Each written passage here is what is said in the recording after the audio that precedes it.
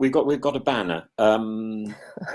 We've got a thing. No, He's brand. lost it. There we He's are. No, lost I it. thought I lost it. There we.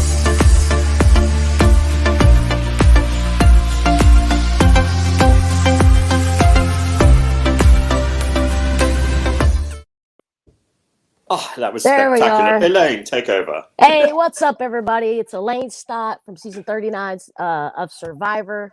And with me, as always, Professor Tim Wilson here at Reality NSFW. And we got Alex Lake, a.k.a. Adam, from the U.S. version of The Circle. What's up, Adam? I mean, Alex. Or what should I call you? Preferably Alex, but as long as you say it with respect, I don't care what you call me. Oh, okay. Yeah. Well, I do have a question, though. Are you and Rebecca still hot and heavy? I think everybody wants to know if So my wife would be very, very upset if I were still Dude, I have to pandering admit, at I went back because I knew you was coming on, so I went back and kind of watched, little bits and pieces and stuff. And when you and Rebecca would be talking and like the cringe, you know what I mean? Like it was like, oh, but it was good TV though, I have to say. And I was super excited whenever you guys finally met each other. That neither one of you was mad. You guys were totally cool. mad. And, you can't be mad. You have to be like when you're playing a catfish game. No matter what you open that door to, you can't be mad. Like Right. I was anxious. I was, yeah. But Yeah. you can't be mad. And Was I you like, so, how am I? so grateful? Yeah, was you like, how am I Sebring. going to explain to this girl that I really didn't meet? Was you thinking that in your head? Like, well, so even when you're like, I'm 100% certain that Rebecca's a catfish. There's no way it can be. You walk down to that room and you're like, well, shit. If I am completely wrong about this, I'm going to be such an asshole. And so even though you're positive, right, it's like, you're Right. not positive until you open that door and right. yeah, I mean, like the weight that was lifted off my shoulders when I saw Seaburn, and I'm like, fuck, thank God. Yeah. Yeah, you guys jumped in each other's arms. It was great. I loved it. Yeah, you kind of came in. What did you came in a little late, right? Mm-hmm. A few episodes. So I always feel like the people that come in late are at a disadvantage. Did you feel that way when you played? Or do you think you made up ground even though you was behind? I made up as much ground as I could as like sort of unprepared as I was. Right. I did not do the worst I could have done. I could have been a lot. Yeah, I mean, I could have gotten kicked off in the first elimination that I was, and I thought I would be. Right. So I mean, I was happy about that. Right. Well, we always get off topic here. We was actually here to talk about season 3. Not yet. I hope we have. I hope we have an opportunity to grill Alex a little bit more because you've only just touched on that thing, but I got the distinct impression watching you, Alex, that you had a strong suspicion that Rebecca was a catfish from the very beginning. Yeah. Yeah. I mean, she was just too pure, too like innocent, naive, like no man has ever even glanced at me before. And it's like, no, the woman in these photos is a total bombshell and bullshit. But it's not my thing to say like everything you were saying to me now is bullshit and wrong. Right. It's to say, okay, yes, I'm in love with you. And I should have, I mean, one of my big regrets is like trying to be Adam the playboy instead of Adam like, I love you, Rebecca. You are mine forever. Because I think that shot me in the foot in some ways. Well, do you think if you just didn't do the flirt game at all, you would have been done better? I think yes, I would have done better. Really, it's not about the flirt game. It's about like knowing when to stop. Right. I think I needed it in the beginning. Mm-hmm. But then once I was with Rebecca, I should not have like even looked at anybody else. I should have just been. Yeah, you certainly shouldn't have done that. I'm in love with you. That's kind of what's going on right now. We're getting married tomorrow. Well, it's interesting you say that, Elaine, because I think it's not an individual who wins this game. I think it's I think it's whoever appeals most to production who wins this game. I'm quite cynical about this, and I think production is looking for two things. It's looking for who is compelling television, and it's looking for a confrontation in the final program. Oh, okay. So from that point of view, Alex, you potentially provided that confrontation. Therefore, you were a very strong player. Yeah. I mean, the production loves a catfish because catfishes, they're always on their toes. And you can have that reveal. Yeah. Yep. So one of the two people in that final confrontation has to be a catfish. Almost definitely. Yeah. Almost because you can't play it any other way, can you? Really? Yeah. Yeah. I mean, at the end it could be 5 legitimate people, but then like that'd be boring. No, it's not that it would be boring. It would just be that like somebody has to have like such strong suspicions that one of those people is a catfish. Yes, and then be proven wrong. There's that dynamic and that tension. Oh, okay. That pretty much needs to exist, or there has to be like beef that's so strong that like you think somebody's going to throw a punch, and it's I mean, I don't think production will let anybody. I think if all the people around that final table are genuine. Then it won't happen, but yes, it could happen. I see no reason why it couldn't happen in some future series if the show survives. And down its present tangent, I think or down its present trajectory. I don't want to have any more reference to triangles, but down its present trajectory, I really don't think it stands very much chance of surviving much beyond this year. But if it would survive, I'd love to see it survive. I'd love to see a sort of slightly purer version of the circle survive. Then if we were to imagine at that final table we had 5 real people, I'm afraid production would have to work even harder than they already work to make that an effective meeting. The individuals are, they give their all for this show, but they need that additional input of really being very cleverly set up to make it work. Yeah. I did a little program the other day. Somebody reached out and asked me if I would read out the winners on a circle Instagram game, and I thought I have no idea what this is. I'm a little bit terrified of the internet anyway. But well, give me a little power, give me a button to press, and I'm anywhere. I can get lost on my staircase going up to bed, let alone with the sort of the complexities of the internet. And I thought, oh God, how is this going to work? It was very nice. It was very sweet. But I did feel that once I'd announced who had won, 5, 4, 3, 2, 1, it was a bit of a sort of damp squib. And I thought, there wasn't that much more to do. Yeah. And I did quiz them a little bit more than perhaps they were expecting. But put me in a room with a few contestants or participants, and I just think, ooh, yum yum yum yum. Here's an opportunity. I mean, in the past I was shameless. If I was ever taken to a restaurant, you couldn't get me away from the waiter or the waitress. I'd want to know all their back history. And now it's so lovely having come out of the circle. They come up to me, or at least they did before COVID. They come up to me and they tell me their back history. I don't even have to ask. It's just like it's like heaven. I can go down the street and people will stop me in the street and tell me about themselves. I think, yes, I don't even have to ask you. So Adam, what have you been doing?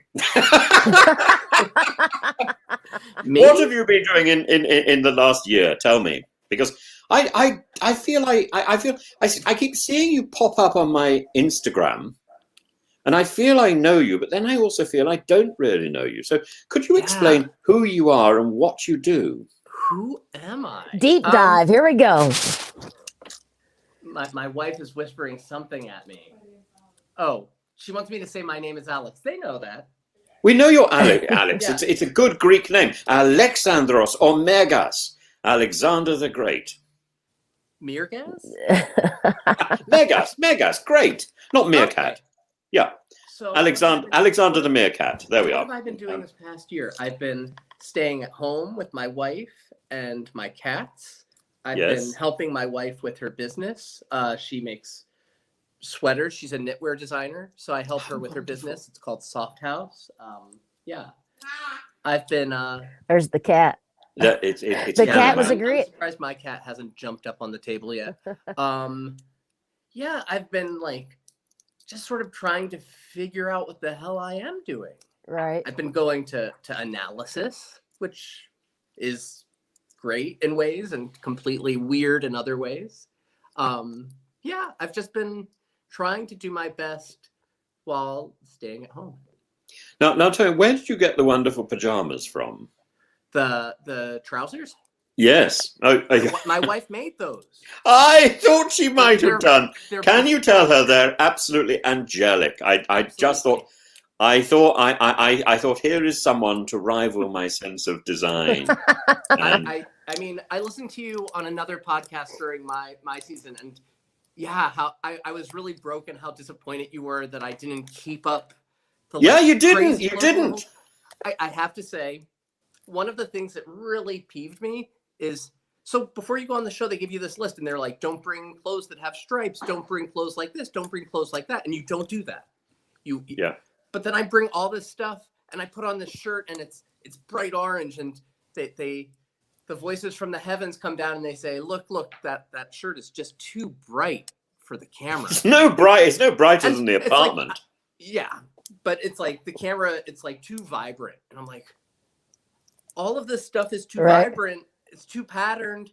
He's gonna be naked at him. So a lot of the time it was like I couldn't wear either that, or my wife makes all these sweaters, and it's like it was 110 degrees in here, so I'm impossible to do the sweaters. I even though I want to be. Yeah. So you had a lot of sweaters as well. Yeah, I feel like I was disappointed that I wasn't able to bust out showcase my full wardrobe. Yeah. Well, at least she wasn't on Survivor where you got one outfit you wear for the entire time. And I'm okay with that. One outfit designed by Alex's wife. That would be a joy, wouldn't it? We would never tire of seeing it. I mean, if I were on Survivor, I mean, I would probably insist on a Johnny Weissmuller loincloth for the whole season. Probably not practical. Knitted, I trust. Yeah. Oh, yes. I got lucky. I got to bring a flannel, and let me tell you, at night that thing came in handy. And my wife doesn't want to hear it, but everybody wanted to sleep with me, so it's like, yeah, because I'm telling you, man, at night that wind was blowing, it would get super cold, and so the flannel, I would wrap up in it. And it was great. Yeah, I can't do wilderness. It's not that bad. Yeah, have you ever been camping? It's not my favorite thing. I only like a camping trip when the car is maybe glamping. You're calling it. Yeah. Well, I mean, it wasn't called glamping when I was doing it. It was you park the car, you walk half a mile, and you pitch a tent, and then you walk a half mile back to the car. Yeah. See, when we go out in the country. A lot of me thinks camping is such a ridiculous thing. You might as well do it in your garden, really. But I did look after goats on a mountainside for about 6 months, and I suppose that was sort of camping because I had to sleep with my goats, and not in any sort of intimate way. Well, it was fairly intimate. I mean, they were all over me, but goats got very, very sharp teeth. And they're very good at biting the ear. Even though I did a certain amount of dentistry to the goats when they were born, they were little boy goats. I did dentistry on both ends, of course, and I felt like Sweeney Todd on a good day. Mrs. Lovett, where are you? You never cease to amaze me with all the stuff that you've done. It's crazy. Like you're like, oh yeah, I've done this and that. I was a monk and. It's like, I haven't done anything. It's like, you're so interesting. And I'm like, compared to Tim, it's crazy. I all of these things were accidental. I do have a life plan, and it doesn't involve goats or monking. But for some reason, life takes these strange little journeys down alleyways you'd never imagined you would be penetrating. And you landed on the circle. And You Well, became super popular. the circle wasn't even an alley that I looked down. I was telephoned out of the blue on a cold, wet day in Cambridge. And frankly, when I came out of the circle, it was extraordinary because I was walking in the area near a railway station called King's Cross, which has quite a reputation, or at least used to have quite a reputation. I mean, it was the sort of place that judges used to go to cruise for interest, and when their briefs weren't when their briefs were too tight. I was in that area. It's got a rather nice new sort of circular area where people can walk while they're waiting for their trains. Nowhere to sit down, and it looks quite pretty. Anyway, this very leggy Ukrainian lady came up to me and started speaking to me. I think she was speaking in Russian. I certainly understood her, and in those days I could sort of understand Russian. And she asked me for my telephone number, and I'd only just come out of the circus. Of course, I gave it to her. And I was terribly garrulous at that point. And she said to me, she very flattering, she says, "You look as if you've been on the telly." I said, "Well, I have. And at that point, whatever she would have asked me, I would have said yes. And I was with a friend. I can't remember whether this was someone from the circle or whatever. And they said, "Did you just give that woman your telephone number?" So in fact, I think I must have done the whole conversation in another language because it wasn't that clear. And I said, "Yes." They said, "Are you mad?" And I thought, "No, I've just been programmed to answer whatever I'm asked to say yes to whatever I'm asked." And that was one of the effects that tends to happen. You get so used to saying yes to, or you are now going to paint a picture of this particular person or that particular person. You're now going to get changed. You're now going to eat. You're now going to go to bed. And equally, I got very used to sort of elaborating on my interior thoughts. This lady from the Ukraine. I mean, she was lucky she didn't start being told what I'd just eaten for lunch. She got off lightly, I thought. What? Did she call you though? No, I was really sorry about that. So maybe she's watching this and thinking, where is he? So they give you guys a schedule, like you guys have to go to bed at a certain time and stuff like that, or?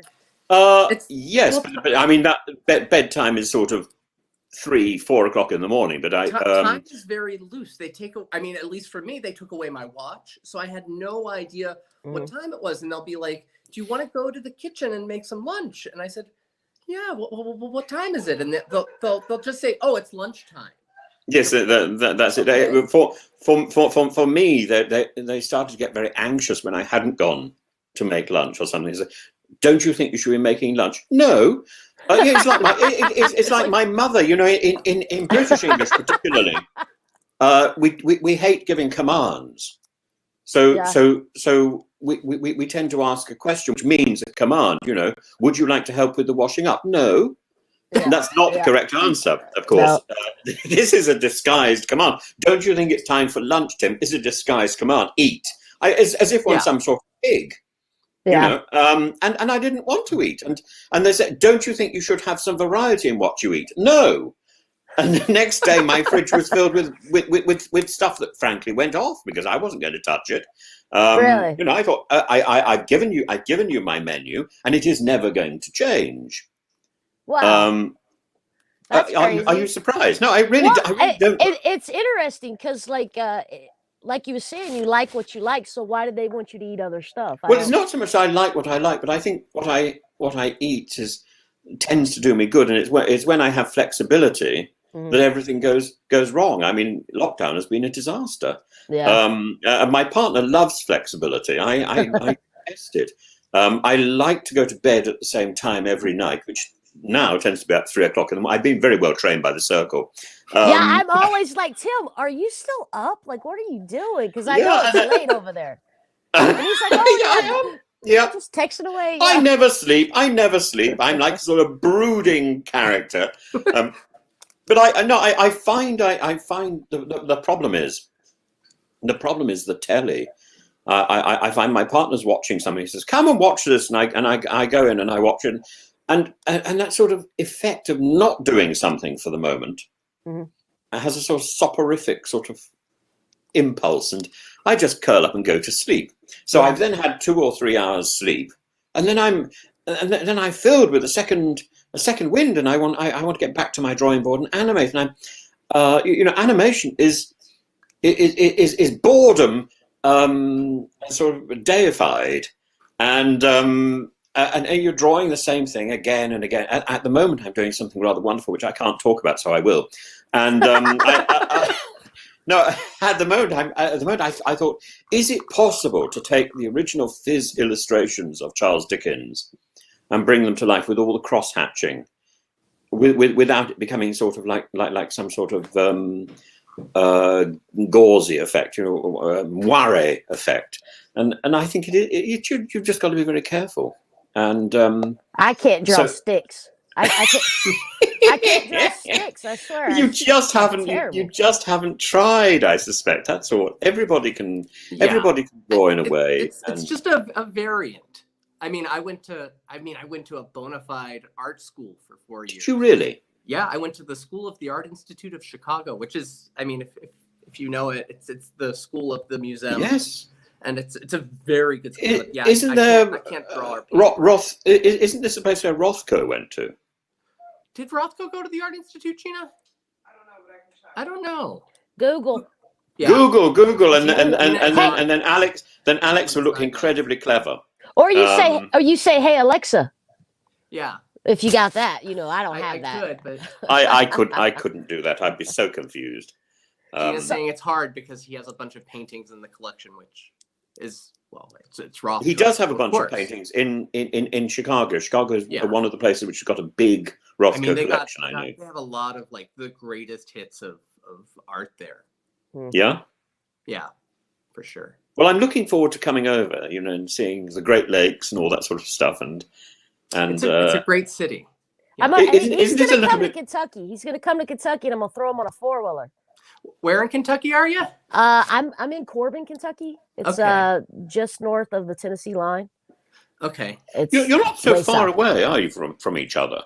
I'm in Los Angeles now. I went to college in Chicago. He went to Yale. I grew up in North Carolina. I was born in Maryland. I lived in New York for a bunch of years. So I've bounced around. Right. So what did you do in LA? What do I do in LA? So that's where I am now. What brought you to LA? Is it Gina? So my wife has family out here. So right. Up. I thought LA was down. Well, no. It's out west and down. Oh, right. So yeah. Okay. It is the Southwest. It's that way. It's that way. Okay. that way. Yeah. It's called. It's called Yonder. You ever heard of Yonder? Yeah. It's Yonder. He's Go west. Go west. Go west. Man. Yeah.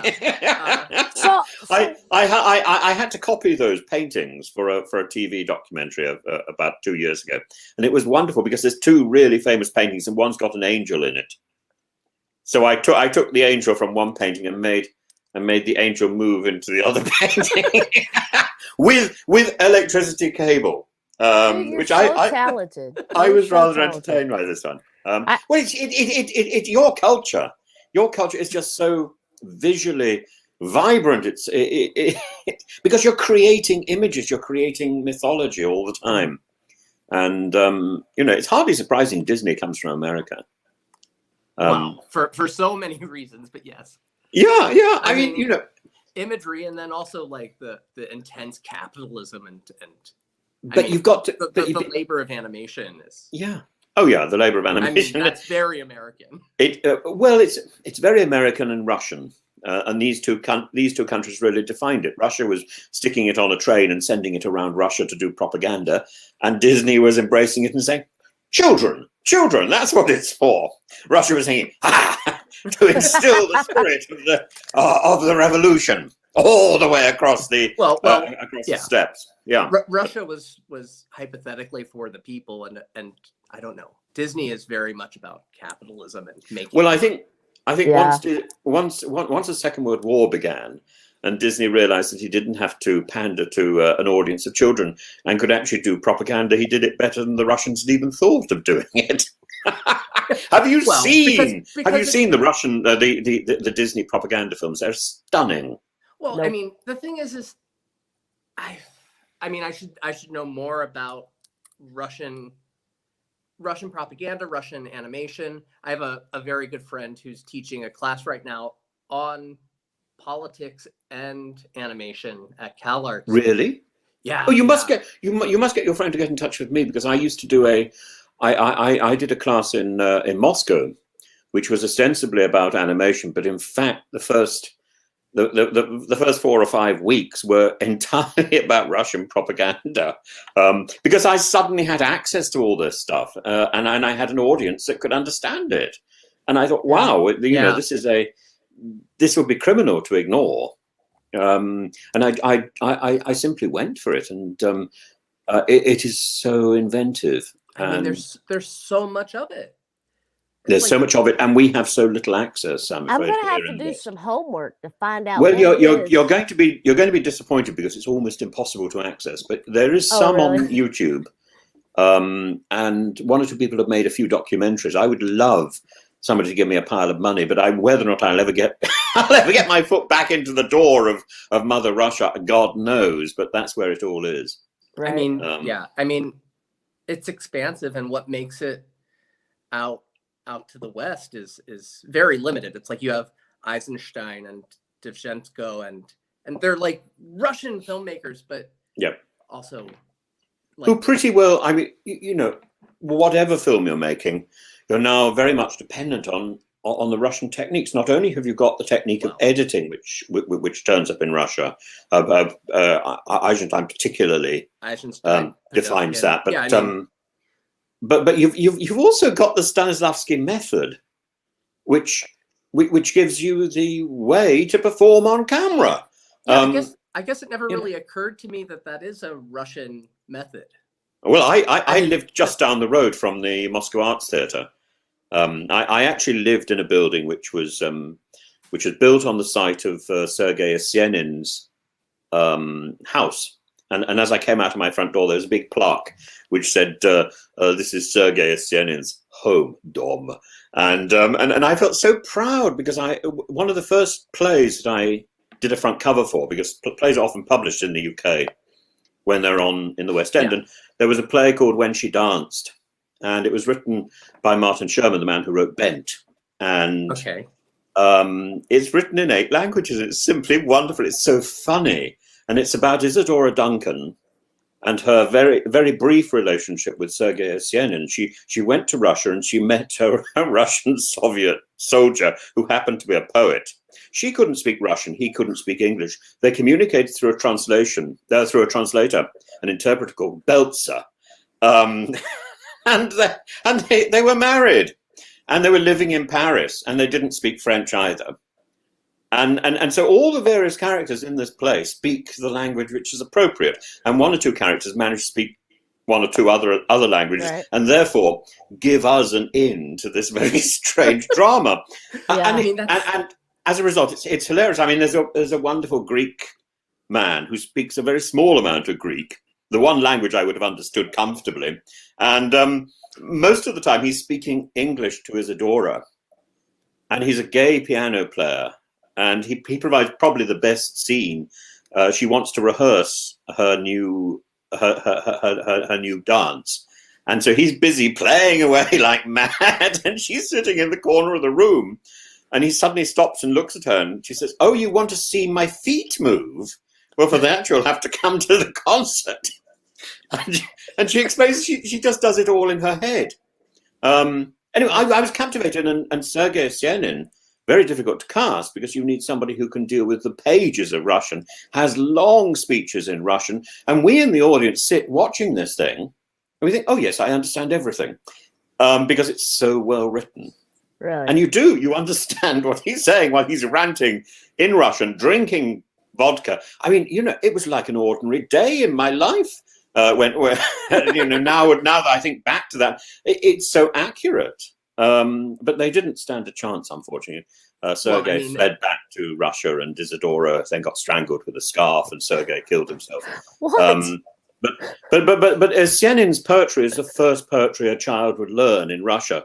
Little do they know that he was gay, given the... Russia wants to brush all of that under the carpet. I mean... Well, all of that back into a closet. I mean, Yeah, that's what I was gonna say. Is like I feel like the Russians won't admit. Well, when I was last there, there was a ballet which had been developed about Tchaikovsky's life, and, and then suddenly it wasn't performed, and and I think the director ended up, I can't remember whether he ended up being put in prison or what happened, but all rather sad, sad. And because it's a vibrant, wonderful. I can't think of any other country in the world where you get on the metro and everybody's got a book. And they're reading, and you just don't. Yeah. You go to the London Metro, you don't. You look around and you long to see a book. Instead, you see these awful newspapers. I shouldn't say awful newspapers now because they've printed some rather nice stories about me. But and they're free. Newspapers or something. Yeah, yeah, but they're not as wonderful as. A lot worse. They're not as wonderful as looking around. Everybody's reading Dostoevsky or whatever, and you think, yeah, I can barely pronounce his name. Well, there's nothing more that I love than to like be on a train, sitting next to somebody, and like just sort of glancing at what they're reading, like read a page or two of whatever they're reading. But yeah. Yep. Isn't it wonderful? I mean, I remember years ago. I mean, today was the first day of Passover, so I remember years ago. I taught in an area of London where there's a very large Hasidic community, and I was invited to go to the local yeshiva and to learn how to read pages of the Talmud, and it's wonderful because children were taught how to read upside down, so you can get more than one person sharing the book. And I thought, if I only knew how to do that, then I could read everybody else's book on the train. I could see, I could immediately see what they're doing. But I'm a bird with very little brain, really, and I need the things to be. My foreign languages are very slow as well. Oriented in the proper way. I don't know. I think it would be wonderful to learn how to read upside down or I barely read straight. I barely read straight forward. I can't flip a book. There's just no way that's happening.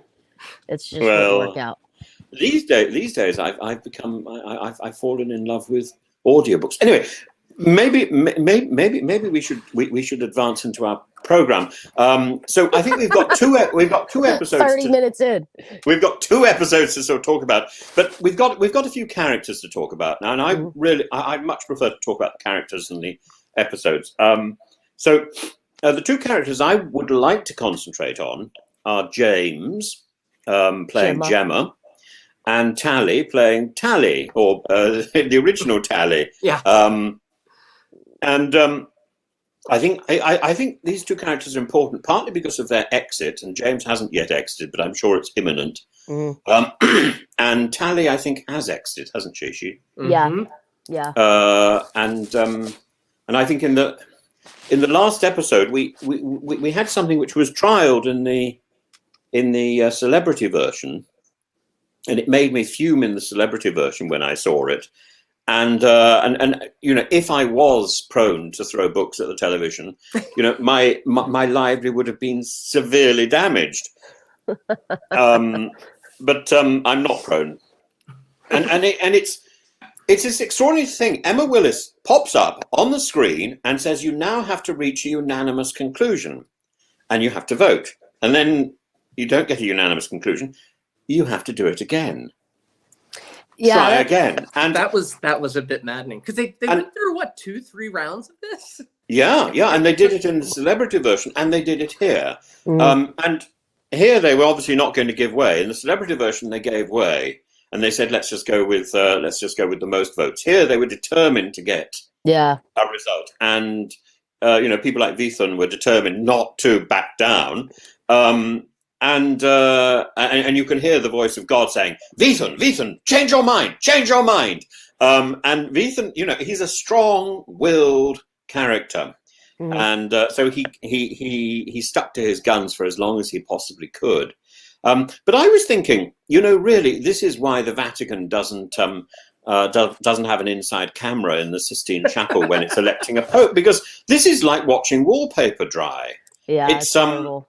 it's boring beyond. Do you both agree, or am I being I don't peculiar? like it. I don't like it. I think they should just do majority because that's It's how. I don't think it's boring. I think it's frustrating.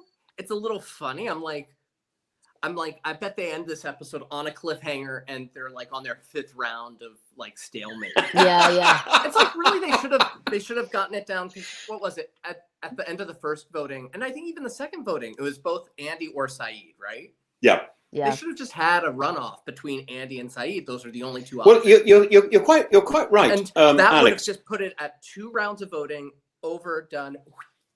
I mean, if you wanted to do a sort of Monty Python type thing, you should have dedicated the entire episode to vote after vote after vote, and Emma saying, "Try Emma, yeah," and Emma saying, "Try again." You know the way she sort of curls into a chair and then it looks very seductive, and he's utter professionalism. She's thinking, "What the hell do I do now? Try again."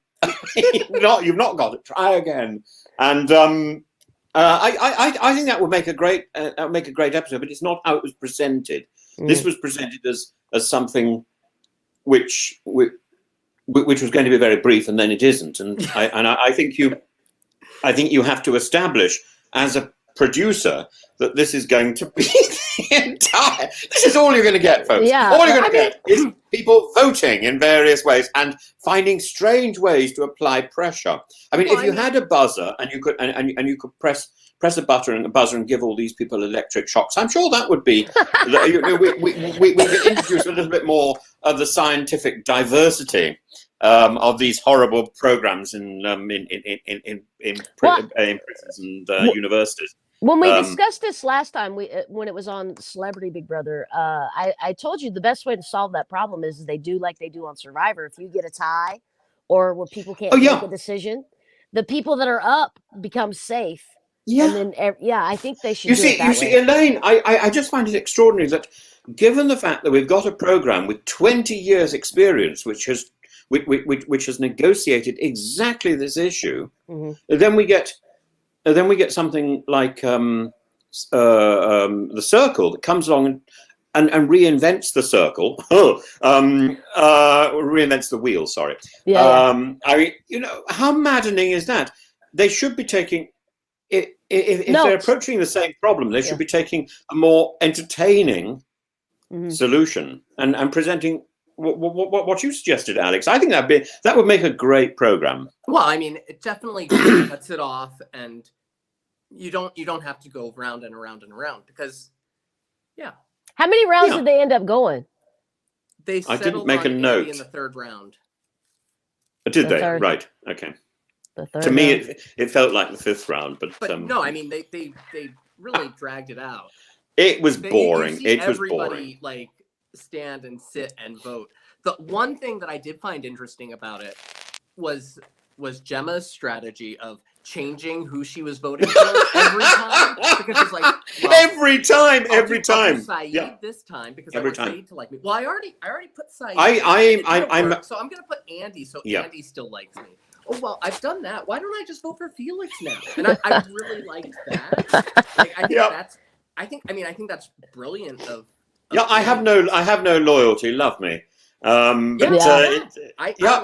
And where else do you go? I think she's grasping at straws, though.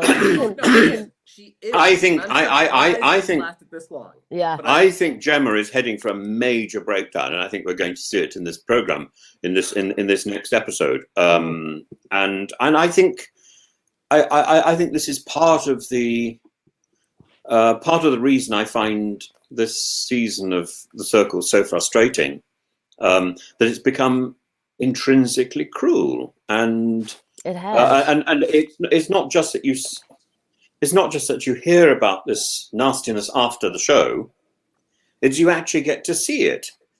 Yeah. And it seems to me to be shameless.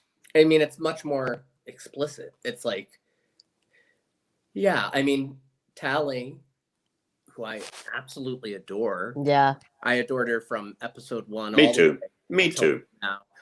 It's like she got a raw deal in the whole thing. And it's like incredible. But she's not the only one who's had a raw deal. Oh, no, not at all. But Billy. There's a few people that's got the shaft. Well. Billy, Gemma, Tally. They've not stood a chance. Their game has been defined by them, by production. Mm-hmm. Yeah, well, by the structure. Gemma cannot last more than one more vote. She's immune to this vote. You can't know for certain. I would be shocked if Gemma was at that final table, but anything could be anything. I think Felix could go before Gemma does, unless Manrika is really going to stick it out on the line. Can we talk about Manrika for a minute? Can we talk about? Yes, let's try Manrika. Listen, I love that girl. You see how well informed we all are. She's a spitfire, like she's a firecracker, son. But it just didn't set right with me. Turning on her friend like that for this. Well, it's a showman's. It just didn't set right with me for some reason. She's not the only one. She's not the only one who turns in this in this episode. Vithan also appears to turn as well. I mean, he appears a little bit more vicious than he really is. For the entire first week and a half of the game, it's just been nothing but Manrika and Tally, and Manrika saying, I got her back. She's my girl. She's talking to the television whenever, people are doing this, that, and the other. Like, she's just constantly standing up for her. And then one small tiff of disagreement between friends, and it's like she totally flipped script, and I don't know. It didn't set right with me. I kind of understand because she didn't want Felix to go. I understand that, but she should have never have dropped her all the way down. She should have left her. Yeah, it should have been in the middle. I don't know. It was very extreme, and that could come around and shoot Manrika in the foot because absolutely. Tally was one of her biggest advocates. I think Tally rated her at number 2 after Andy in that round of elimination. She's always, ever since they first hooked up, it's always 1, 2, always at the top. So it's like, I mean, that's the person you want to have on side. Even after that, little tiff, it's like Tally was still, Manrika is my person. Yeah, that's crazy. And so really, it could come around and. Go ahead. I was going to say Tally is a very interesting character because when we met her, we didn't see very much character at all. And she wasn't given very much opportunity to develop her personality on screen for some reason. Until the orange egg, blue egg, red egg. And so we then have the orange blue Tally, which sort of defines her. And then you feel there's great sympathy for her. I felt a great alliance with her the moment I saw her. I must confess. And then I was waiting for evidence to justify my affection that's for how her. Tim rolls. He gets it first and then gets the evidence later. I didn't find that evidence was very forthcoming. And I think this might have been the edit. Right. And they were sort of saving it up for all the nastiness. And so I was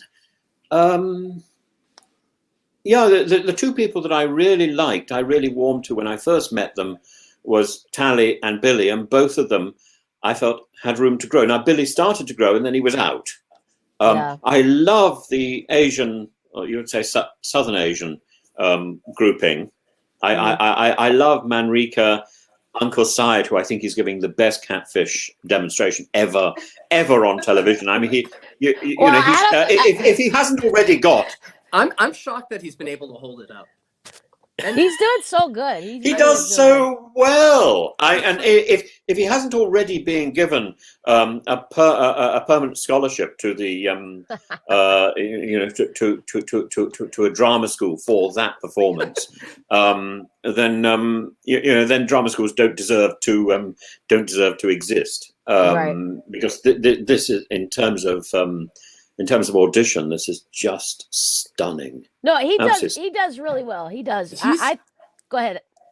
He's incredible. Out of all of them, Hashu, when he came on, it's like his energy is like not aligned with mine. It's like too big and like sort of a boisterous way. And I saw him on the first episode and I'm like, I don't like him. Fuck him. I want him to be gone. And now I'm like, holy shit. He's so lovable. He's really funny. He's really smart and incredible. And it's like, and he's got his head screwed on. He's got his heart screwed on in the right place. Don't you feel? Absolutely. He is totally true. And say what you will about anything in production about this show, but they're able to make everybody at worst just sort of conflicting, like sort of like, do I like them or not like them? And that's the worst they do. There's never anybody on any of these series that's like, fuck that person, I hate them for their entire run. Because there are reality shows where it's like, there is the villain, the villain, and that's like the trope. And yeah, it's like, I love how conflicted I feel about like how I feel about these people from episode to episode. Except, are you dynamic? Are you aware that Manrika has received hate mail? Yeah, I seen that. They've been blasting. You see, in my year, Paddy and James received hate mail when death threats when they got out, which is just unforgivable, crazy. I think. Crazy. And now Manrika's getting this, and you just think that's absolutely wrong. Yeah, it's bullying. Bullying. I mean, not if people with screws loose and don't see the divide between television and real life, and it's like, look, Manrika is just trying to play the best that she can play. Yeah. For the small cash prize that's at the end of the rainbow. Yeah. See, you can't hate her for no, that. I didn't agree with it. Getting rid of Tally, because I'm like, yo, that was your ride or die. You can't cut your ride or die. But I'm a super loyal person. But I would never be like Manrika in real life. I hate your. You know what I mean? Like I would never. It's like, yo, I love you on my TV. You know what I mean? But also, it's like it's one part of Manrika, and we're 10 episodes in, and she's been absolutely delightful. Yeah. Yes. 98%. And even the 2%, it's like not that she's not delightful. She presents herself as conflicted. Mm-hmm. When she's putting in Tally in the bottom, she's like, well, maybe I shouldn't do this. And then when Tally is at the bottom and is one of the two that's up for elimination, she feels awful. Yeah. You see, she sees how she fucked up. If she was like, good, let's get Tally her, then that would be unforgivable. And not unforgivable, but it would be a different story. There's some crazy people in this world, so it's people need to like take a step back, breathe. You're allowed to yell at your TV, whatever you want to yell at your TV. Mm-hmm. But you should definitely. We should never cross the line like that. Yeah, exactly. It's like, and since someone death threats for something they've done on a reality TV show is just the craziest thing I've ever on any show. I mean, I go out. Yeah, any show. You know, years ago, when I was doing a certain amount of acting, I because I have eyebrows, I found I was always cast according to my eyebrows, and Priti Patel has to pay for them. I have them naturally, and I found I was always cast as a villain, and I remember playing. Yeah, because I can do all this eyebrow acting. Yeah. I can put Roger Moore to shame. But yeah, I played Creon once. I remember in a Greek tragedy. I don't know. It might have even been in Greek, but it was and I got booed, and I thought, this is wonderful, like a pantomime villain in a serious play getting booed. And so I was lurching from villain to villain, and I thought, I don't really want to play villains anymore. Right. Now I think if I were to go back into acting, I could sort of play all the Santa type figures, the benign old men who, the worst I would get is something like Tevier. I just want a bit of money, would it not? But. For instance, we wear these little prayer shawls, and it would be great fun. Or Zorba, but but playing villains, I would have been horrified if I got hate mail. People need to be able to see this is a part you're playing, and I think. Maybe the storytelling of production was not as clear as it could have been, because we wanted to see why Manrika was irritated with Tally, and we got a hint of it. I don't think we really saw it as clearly as we could have seen it, and that would have given us more of a reason, because there's two games in this show. There's the game you see, on the TV, and there's the game that the contestants see while they're playing. Right. As you know, Alex. Mm-hmm. And there's a slight difference between the two. Well, in my case, the game I think I was playing was exactly what you were seeing. But I was very much aware of what was going on. But I think most people were not. You sort of have to be. It's like you have a sixth sense. And once you've been in there for quite a while, you weren't in there really quite long enough. It took about a week, just over a week, for it to kick in, and then you sort of had this sense of things going on around you. And I remember Woody and around you and above. Yeah, Woody and Ella were obsessed with trying to locate where the flats were. I wasn't interested in where the flats were. The flats for me were sort of nebulous, had some nebulous geography. But I was very much aware that there were these other people around me and it's orbiting. And I sort of knew them.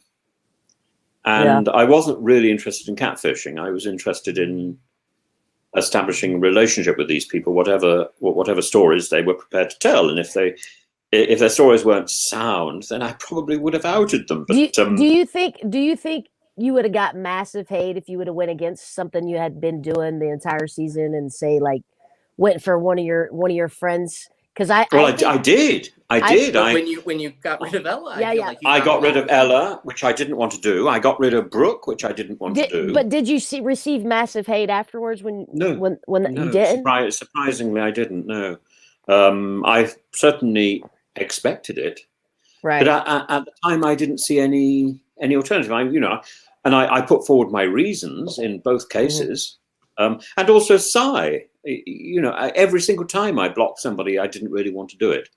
But I didn't see a big alternative. Well, I was just trying to figure out, like, Manrika, as far as I was concerned, she's one of the more popular of the players. So maybe it is because she didn't get to give the reasoning such as you did, and you was super popular. So maybe that's why they were a little confused by it. You know what I mean? And I think just putting Tally all the way at the bottom was it was too much of an adjustment.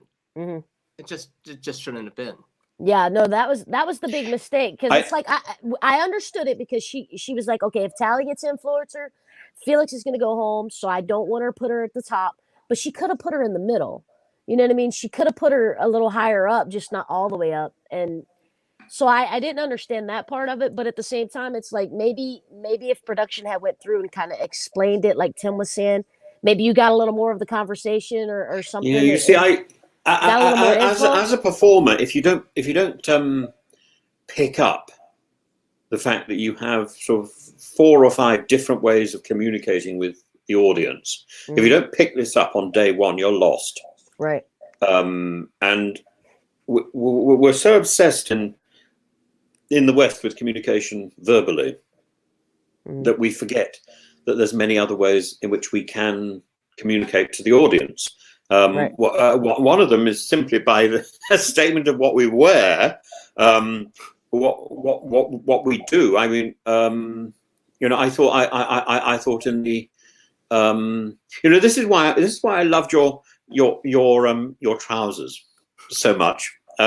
Because they sent out messages, and why I was sorry to see them disappear, because they could have continued to sort of color code your performance, and they gave, or at very least my subconscious. Yeah, and they gave us something. They were very distracting. This is like looking at sort of 1930s film with what's Catherine Hepburn. I mean, I did imagine you as a sort of hirsute Catherine Hepburn. I love Catherine Hepburn. Isn't she wonderful? Isn't she wonderful? I don't think I'm quite as stern, but I'll take it. Yeah, no, there you are. Of course, in my mind, it would have been turned into the musical, and we would have been sort of serenading with you with something like "I love you, Samantha." Had they? Yeah, I should. Bing Crosby. I should have just sung all my lines. You should have just sung it all. Yeah, absolutely. And and of course, the big trick is if you've got something that you don't want anybody else to hear, you do sing it. But yeah, I was singing all the time. But those are tricks of the trade that not everybody knows, though, Tim. Well, now they should know. You know, come here, learn all the tricks. Right. But so Manrika, I just think Manrika is possibly a little naive in terms of the television, this form of television, and I think she's going to pay a price. But the death threats is not a price I consider acceptable. Yeah. I mean, it's at the end of the day, it's a television show and it's a game. Those are like the two things that are very important to remember. But at the same time, I think production knows what it's doing. And production should be there to advise people who are playing, this is not a good thing to do because... and at that point, you really do need the voice of God to act as your conscience. Because they know, and it's not interfering with the game, it's presenting... Somebody explained to me quite early on that they weren't in this... They weren't making the show to make me look bad. They were... So the producers who are working... on my behalf, were there to make me look as good as I could be, and I think they did a great job. And you know, same thing with you, Alex. You know, they're really to make you the best. I think they're making everybody look their best, but they also, their first and foremost job is to create an arc, a narrative, and a through line. Otherwise, it's just a incoherent jumble. Yeah, right. Absolutely. I mean, at the back of my mind, of course, is I think the whole thing is written out before we even start. But I think there is an option for stronger characters to influence that arc. And I'm perfectly happy to allow for the possibilities. It isn't fully scripted before. There's a variability because you never know how anybody's going to behave as soon as they walk into those flats. Everybody is. There's certain things that you can. There's certain things you can anticipate, and really good casting will. But like how you present yourself, how you handle yourself, how you respond to things. Yeah, it's like. See, we don't want you handling yourself too often on show, which of course takes us to Syed's spectacular question. I have to go and run and grab a charging cable, but I'll be back in. Oh, I'm so sorry. Go ahead. Keep chatting. We will entertain ourselves with Syed for a minute. Did you see the episode with the questions for the agony aunts? No, I didn't get that. You missed that. No, that's not. Hello. We love your knitwear and your trousers. So there was a scene where two of the characters are supposed to be agony aunts, and they were being asked questions, and this was going to determine whether Dot stayed or whether Tally stayed. Okay. Oh, okay. And in the event, just so somebody who's listening can scream, spoiler, Tally went, and Dot comes out with her line, Nana, Dot ain't going nowhere. Yeah, in double lives negative. To see another day. Yeah. I like Scott, but I think I find he's sort of overdoing the explanations. And if I compare what he's doing with what Natalia's doing, Natalia is effortless. Here I'm saying something to Manrika, and then I'm explaining why I've said it, and it's just it's so seamless. It's as if she was made for this sort of subversive television. Right. She just provides a narrative with no effort, whereas I feel Scott is just being. He doesn't really know where to switch off the theatrical performance. Right. But then he's an actor. I mean, actors don't switch off; they're sort of constantly on stage. Right. And I enjoy the theatricality of it all with Scott. I enjoy his he cracks me up. Some of his commentary is absolutely hilarious. But I agree with you. I think that Felix, aka Natalia, I think she does a great job with explaining things very well. Going through her emotions, you know what I mean? It's like, I think this because of this, or I feel this way, or this pisses me off, you know. But it's never an alienating. Right. She never over emotes with her irritation or her pleasure. No, it's all very matter of fact. It's so matter of fact. And then the communication through the circle is actually filled with quite a lot of emotion and quite a lot of energy. So she sort of saves that for the communication with the other players. And for us, she just becomes this beacon of serenity. We've talked a little bit about. So let's go back to Dr. Saeed's naughtiness and his very impertinent question.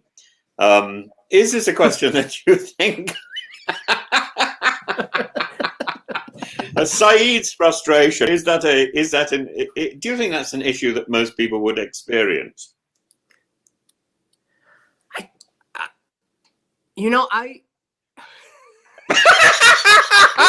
totally stumped him. I can't. I remember being on your own for too long. Do you need to? No, I can't remember the specifics. Deal with things. I remember seeing it and saying, "Holy shit! Did he really say that?" He did really say that. He did really say that. Everything he says as Saeed, everybody knows that it is Saeed. That's part of the shtick. Yeah. It's I make a painting and they know it's Saeed's painting. Yeah. So it's even when it's anonymous. So even when it's anonymous, he cuts through that anonymity. He's just he's such a beautiful character. And it's such a beautiful performance. To know that even though it's anonymous mode, people are looking for Saeed's message. So he can't say anything completely off the mark or wild, because then they'll be like, well, then they'll know. Where is Saeed? One of those is Saeed. Yeah, exactly. But what did he ask the Aunt Agony? Please, Ken, repeat it verbatim. I can't repeat it verbatim because I don't remember it verbatim. Actually, I was so surprised it came out. He said that he said that he's been in here for so long. He's very frustrated. Yeah. There you are, a little bit of American. And so Tally sort of tightens her belt and says, "Well, we don't find this alarming, and just get on with it. Ask Circle for some private time." And Vethan says, "Oh, I don't." Vethan has a little giggle and says, "I don't know how I don't know how he's going to deal with that afterwards." And then because anything Vethan says, and I just think he's adorable. He captures vulnerability, and it's so difficult to do on screen. And those people who can do it, you just want to sort of you want to collect them, because these people are gods of the small screen, or goddesses of the small screen. This is what makes a star: that vulnerability, that ability to pull you in and make you feel I feel like in that, I feel like I want to see more of the Thin, but they're not giving it to us because he's not as big as all the other characters. No, he's a silent. He's a silent force, but I noticed that there's a fellow on the internet who does caricatures of people, not me, and he's done a very, very charming picture of Vethan, and I think he's honed in on one of the characters that is sort of controlling the narrative, although you don't see so much of him, and I think even when he's asking a question which is a bit impertinent, or even when he's making a comment which is a bit impertinent in the anonymous scene, and then I'm sure he didn't want to ask. You probably know when you've got these anonymous questions, you first of all you have to say, well, I'm giving the game away here. Actually, first of all, you list five or six possible questions, and then production will choose the one you want, that they want you to say, and it's not always the one that you would really want to say. I mean, And I'm sure Vithan was in that situation. I'm not entirely certain of it, though. Are you not? Because, I mean, the way he introduced himself in the beginning, he's like, this is a numbers game. This is not about being friends. And granted, he has learned that it is about being friends, and he has made friends there. But he is behaving rather strategically. Right. And I think that would be, you can't quite overlook that. So I'm not. You can't overlook it. But you see, one of the problems with this game. Say these things. I'm not convinced of that. One of the problems with the game as it is at the moment, which I didn't have, and which actually you didn't have, is because the game was set up as a game of friendship in my day and in yours, the strategic thing was then laid on the top of that. Right. Mm-hmm. So once you knew everybody was reaching out to be friends, then if you were being strategic, then you had an advantage. Or in my case, I wasn't really strategic for myself. I was quite strategic for one or two other people. Not as strategic as I should have been, and not as effective as I should have been. But yeah, I certainly knew who I wanted to make sure got through to the end. Mm-hmm. My two top players, the ones I really wanted to get to the final table were Woody and Sammy. And I would have done anything to make sure that happened. Little did I know that Sammy was the one who I was going to have the biggest problems with. This is why I was slightly upset, because Sammy didn't know how much I'd been sort of fighting his corner. I think he did actually, but also you didn't know because you didn't see all those extra conversations. Mm-hmm. So you had no idea watching my show of the bond that was really there between myself and James. But so if you've got those bonds and you've worked on those bonds from the beginning of the show, then you can allow for strategy and stuff to go on. Now, if you don't have those bonds, which this show doesn't, it's quite demonstrable. Then it is just about strategy. It is, and the bonds. Strategy, but I think the bonds in this case are formed by chance, not by intention. Well, that's true. That's true. I feel like that's true. I feel like that seems like just a little too cynical. Well, you know that. I mean, it's all sort of by chance. But still, no. I think I refuse to believe that. It's too. See, he's got the sun behind him. He's got the sun behind him. He's all rainbows and butterflies. We're over here cynical as hell. Because you choose who to have these. To an extent, you choose who you have these conversations with, and to an extent, you choose. Rubbish, Alex. No, rubbish. No, you don't. Tim's saying it's a little. You can't qualify that statement out of existence, Alex. Come on. Come on. Oh, I can qualify anything. I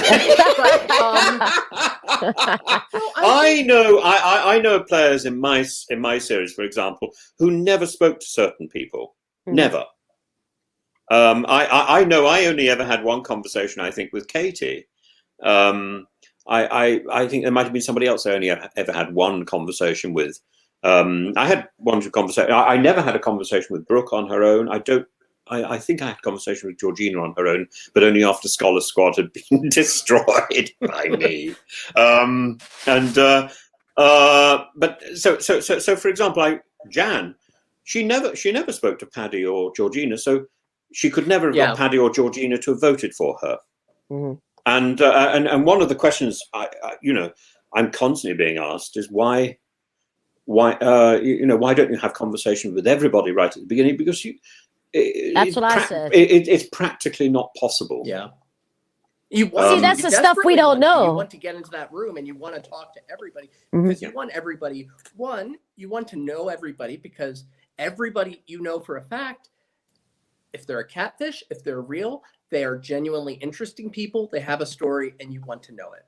And two, you want everybody on your side so you get ranked high. Those are like you want to jump in and talk to everybody. But there is another way of doing this, and that is that you're going to learn about people in adversity.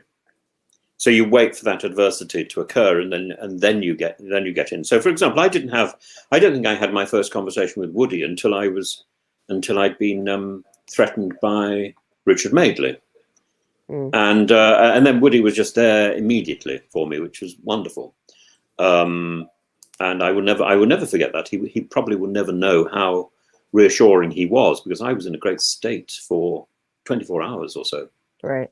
Yeah, and I mean that sort of the game that Richard Madeley had to play towards the end of his stay was a precursor to the sort of harshness that's happening this season. Yep. Yes, it wasn't as bad, but it was pretty I feel hard. like that is even worse in ways than this, because Richard was never going to win. Richard was never really a player. Yeah. No. He was a shit stir. He was a shit stir. Yeah, no, Yes, he was. But you stir. see, you see, there are ways to.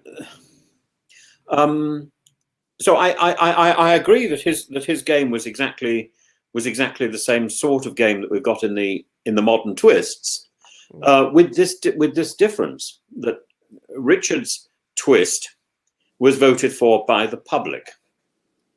And so the public was compliant in this nastiness, or the public was complicit in this nastiness, fairly nasty. But in this case, everything is handed to this rather sort of silky perfection that is Emma Willis. Well, I mean, and so she is the face of just almost unmitigated evil. It's like it's like having a visitation from Satan as conceived by John Milton. I mean, if she was slipping down the tree of life and saying, "Go on, have a bite," but she couldn't really.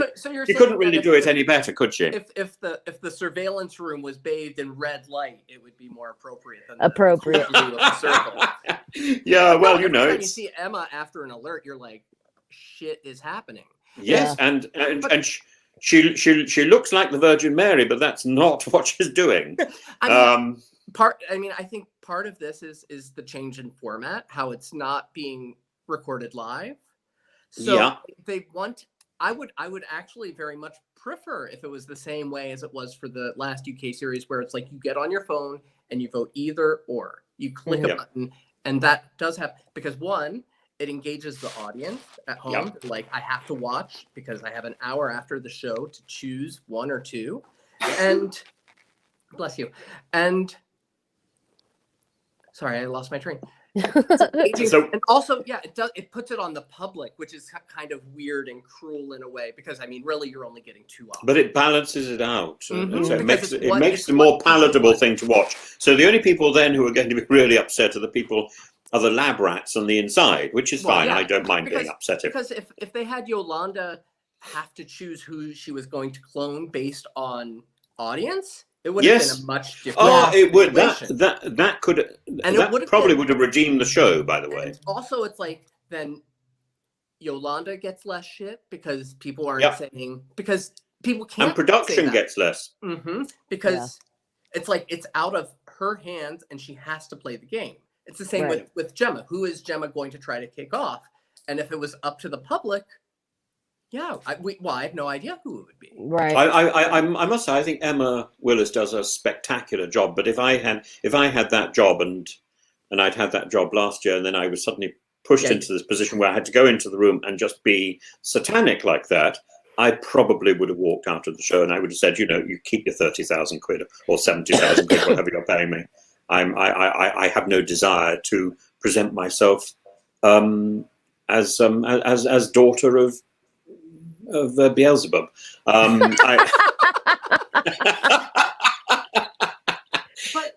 Sion of hell.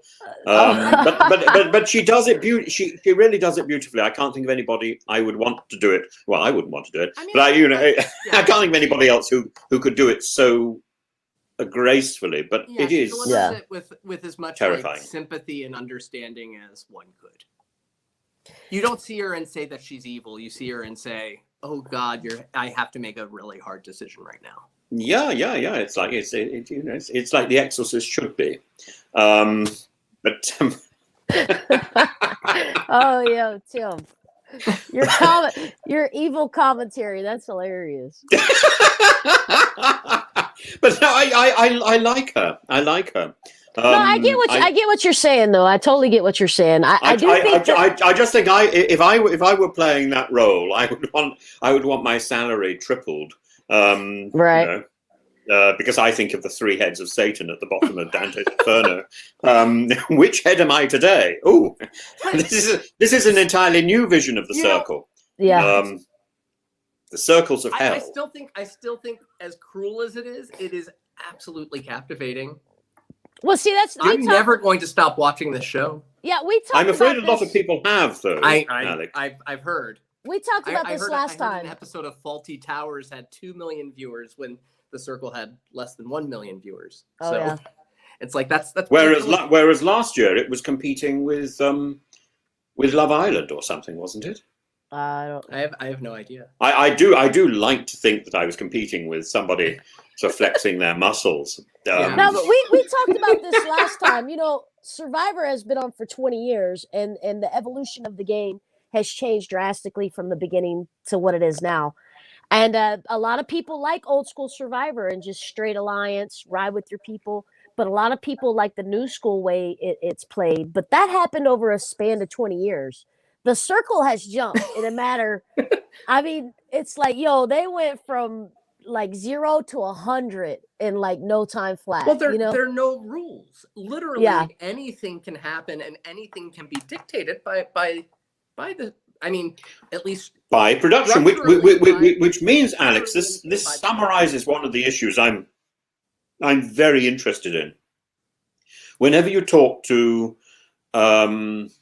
newspaper people or politicians, they automatically lapse into using the term contestant for a participant. In fact, I've used it today for a participant in a reality show, because reality shows pitch themselves as a sort of game show, a superannuated game show.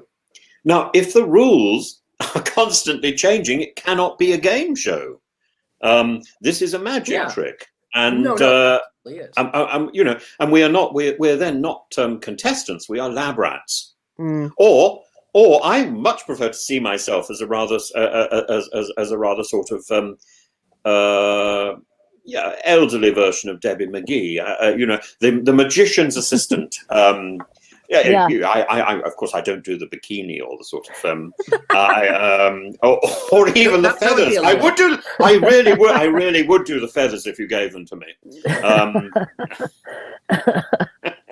I think Julian Clary would not have a match on what I could do if I were given the opportunity. But I would. Bottom line is Tim does not agree with the trajectory, whatever the word is, of the show. Yes, it's the word. And the way it's going, he does not like it. So I just think I think it's cruel. Well, I don't think it's in the players' hands anymore, and I thought that's what it was supposed to be about. It's like the players, like you form these relationships, you build these bonds, and you choose and you do, and from talking to the people that's played, that's not necessarily how it goes. Like it's especially hard this season because it is particularly a drastic shift. Yeah. More so. I mean, it's like we didn't just get one. We've had two of these like big, massive, like somebody is being fucked by the circle. Right. By like I think the game. I think if I'm reading the through line correctly, the next big shock will actually be participant led, because it is now up to one of the participants to scream foul, and I would expect one of them to do so because they've been pushed too far.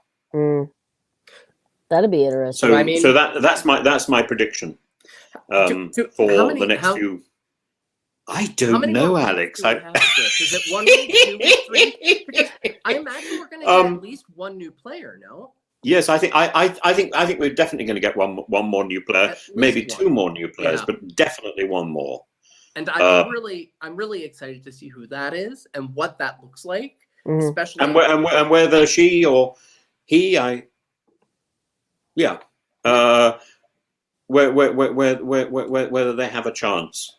Really. Well, it's like if you keep upping the ante and you're like, oh, the shock value, oh, like how, like how hard can you go? It's like eventually that just, I Well, don't know. we are inevitably going to have one more nasty twist.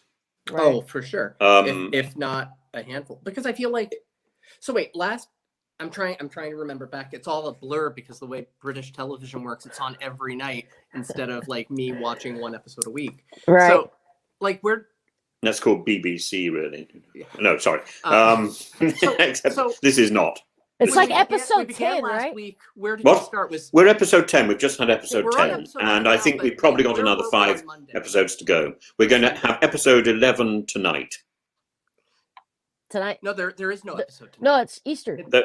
It's preempted by some sort of racing, Formula racing. Really? One racing. Yeah. Do we not have the? Oh, I thought we had one tonight. Then Tim, we're going to you have it on live Monday. there. Yeah, but I don't. Alex know this, and you Believe don't. me, I don't live in the circle. The circle is not my life. No, I meant you live there. It's aired there. You should have seen it on The the circle might telly. have destroyed my And life. then It's you're not my You're life. not really geared up to watch race cars on channel. I live for motor oil. Do you know Alex?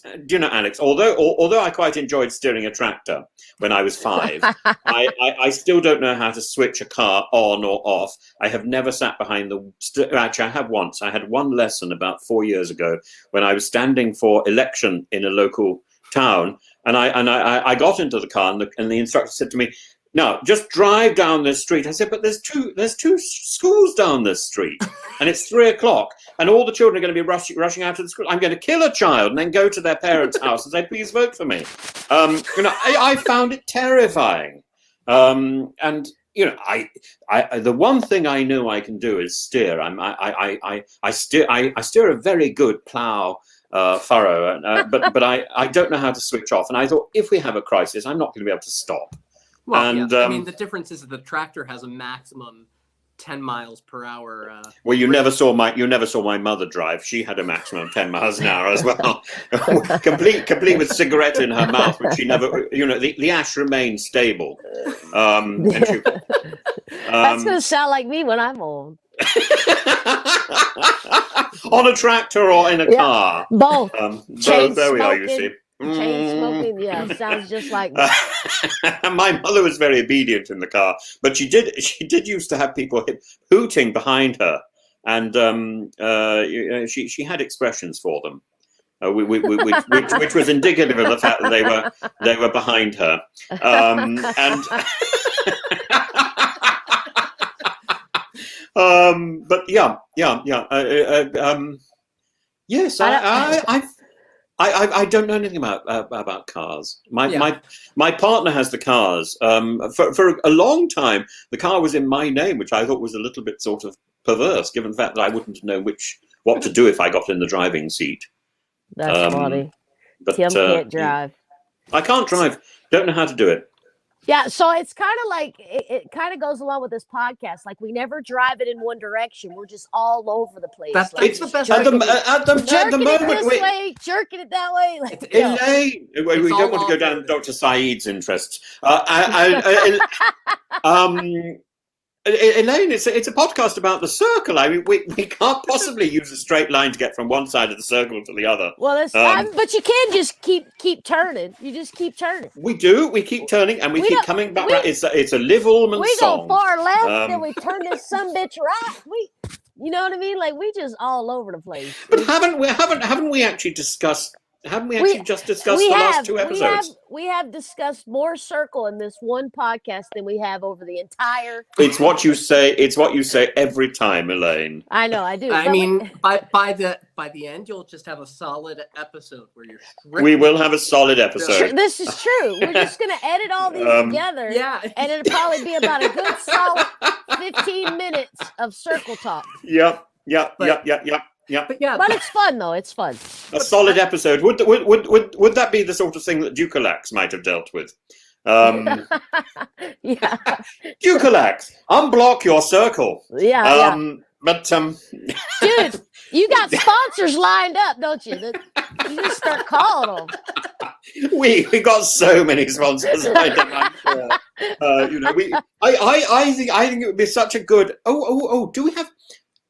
Do you know the one thing? We've got 22 comments here. Are they all hating He what we're never saying? reads the chat. I'm not.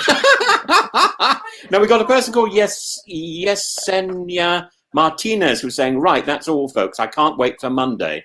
Yes, she's lovely. Poor girl, showmans. Nathaniel B, I think Gemma will have a good chance to bounce back. Manrika and Andy might start to have a downfall soon, though. No, I don't want a downfall for Andy. I adore Andy. Anthony Eros is saying, ha, ha, ha, very good. That's not very, I'm not quite sure what he's talking about. Well, it's because you're supposed to read it as we go. I know, so I know. But I was so commenting on. I was so desperate to get our banner out that I forgot that, that I should have. He's saying Tim is on form tonight. How very reliable.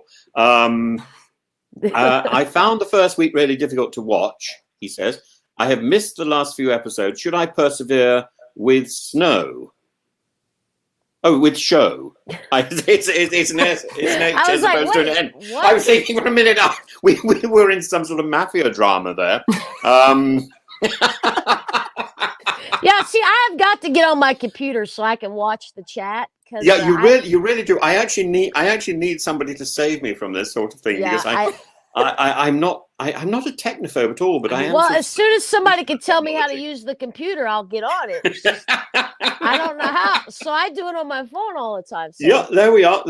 Hey, as does Saeed. It works. There we are.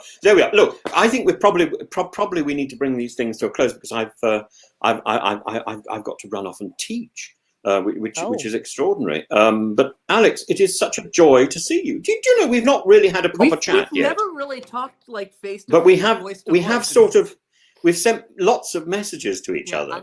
I'm a big admirer of yours. Well, me too. It's entirely mutual. Here talking to you. He's so great. I hope I've not disgraced myself. Oh, not yet. I'll let you know when you do. You're very, very, very, very, very kind, and I just think I think mutual appreciation. And I'm a little awed to be in your presence, particularly with Likewise. the sun behind you. Likewise, absolutely. I have to say it's so lovely to meet Elaine. I have to watch season 39 of Survivor. Yeah. Season 39. You'll love me. Don't worry. You'll love me. No. I mean, you know, the thing is after being on the show, even the people you hate, you love. I mean, not that I'm going to hate you. Yeah. Because it sounds like you were very beloved the whole time. Yeah. Alex, you mustn't say too much because I haven't seen this episode, and I'm not allowed to see it. Yeah, I told him he needs to watch it so he knows. Yeah, I'm slowly being introduced to Survivor. Series by series, and starting with series 1. And I'm up to series 3 now. I told him he needs to watch my season so he knows who the hell I am. You know what I mean? Like, I know. To me, you are just a goddess on a tractor. I appreciate it. I knew the moment. Don't you find one of the lovely things about the circle actually is somebody walks into your life and you think, I like this person. And I must say, I'm rapidly getting to the point of view where I feel I'm a bit like Will Rogers. I've never met a man or a woman I don't like. I feel that way too. I feel that way. Isn't it wonderful? Isn't it wonderful? Well, I'm starting to appreciate the fact because I live in a very small community and a lot of like-minded people, and it's always good. Like after going on Survivor, it's been so great to be able to meet people from different walks of life and. You know what I mean? From educational levels to whatever. Yeah. And it's so interesting. So I learn something every time I meet somebody new. So I'm totally here for the new experiences, new friends. I think you start when you're little. You want to meet people who are the same as you. Mm-hmm. And you get to a certain age when you just want to meet people who are radically different. Yeah. And whose views you're not going to necessarily share. Change my mind, please. Yeah. I agree with that. I like people that you don't agree with and that you can talk with and you can both say, I think you're absolutely wackadoodle when it comes to XYZ, but I still love you. Yeah. You're still my friend. And you can be wrong about things because people are weird and inconsistent and crazy and wonderful all at once. Yeah, and I think true. That sort of comes a little bit with age as well. You get to an age where you realize, you're going to say dreadful things, and it's not going to change my view of you at all, because there's just not enough time for me to run around the place and make new friends. I like what I've already got. But I want to see. I'm willing the best in people anyway. Well, I mean, yeah. If you're only meeting people that you're like, then you're not growing, you're not learning, right? You're just sort of. Well, it's a little self-indulgent, isn't it? Yeah. Nah, but I think that's the right way to be, man. It's live, love, grow, move forward. Absolutely. You know what I mean? Like that's how it should be. And like I said, I may not know a lot of what the hell y'all talked about today, but you it was know fun. everything, Elaine. It's okay. I'll email you a link to Battleship Potemkin so you can really. Yes, I was. Yeah, but you don't need Battleship Potemkin. You can just have that film with Sean Connery. Where all the best bits are in that Sean anyway. Connery. That's perfect. Isn't Sean Connery wonderful? Yes, that's right. I caught a few minutes anyway of League of Gentlemen. His last film.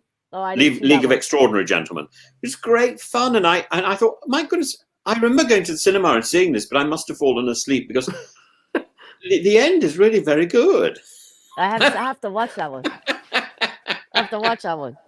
It's I just think he was such a wonderful performer. Yeah, he was. Well, listen. Listen, we're gonna keep going and going. Yeah, we've got to stop. I've got to teach. So off you go. Alex, listen, thank you for coming on and talking with us. So nice to meet you. Yeah. Oh, I call him old lady. I'm sure she won't like it, but tell your woman I said what's up. Absolutely will. She's in the background, I know, somewhere. And it was nice seeing her face too. She jumped on for a second. Yeah, we saw her. And Tim, as always, I love your face. I'm gonna have to get off here real quick. We will. No, before we go, Alex, how do we find you? How do you find me? I'm on Instagram at __. So it's 2 underscores, Lake, Lake. I think my website is a-lake.com. Basically, if you go to any platform and enter like a couple underscores or dashes, you'll find me. It's really. It's like Morse code, isn't it? Exactly. And Elaine, how do we find you? You can look me up at Elaine Stott 32 on Instagram or Twitter. And if you want to holler at me, give me a shout out. I always holler back. Excellent. And for me, it's Professor_Tim_Wilson. Really anywhere. He's all over. Let's meet again soon, because we're definitely back next Sunday.